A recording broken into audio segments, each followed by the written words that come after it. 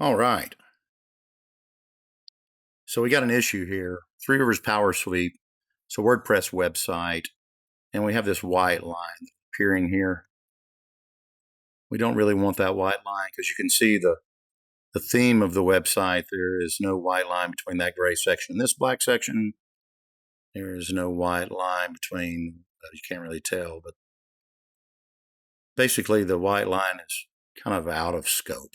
It doesn't match the theme. So having some difficulty finding where this white line is originating from. So the first thing we need to do is figure out where it's at. Is it part of this black section or is it part of this red section? So the way I'm going to figure it out is, I'm just guessing, I'm going to do a Google inspect, and I'm going to grab my element inspection tool, and I'm going to hover the mouse over all these elements. And if I hover between the black section and the red section, it shows me that that white line is actually part of the red section. You can tell because the entire black section is highlighted. Now the entire red section is highlighted with the stripe. So that tells me that I've got to edit this red request a quote section. So if I go into this, is that the footer or is it request a quote? We'll start with the request a quote and see, because the request a quote is a template in the footer. It could either be the request a quote section,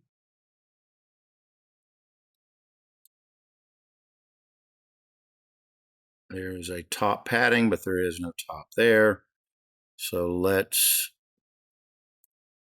go back and look at the footer, which is the whole footer section, including the request for quote, and see if it's part of the footer. Oh, it is. There it is. So if you look at the footer, yep, basically when this was created, when this section was created, that's why we always do a standard of setting the padding to 0. And there it is. So now it fills the entire section up when you take that padding and set it to 0. And we do an update. And we go view the page. We go to the home page to view the entire layout. We scroll down. And there it is. It's gone.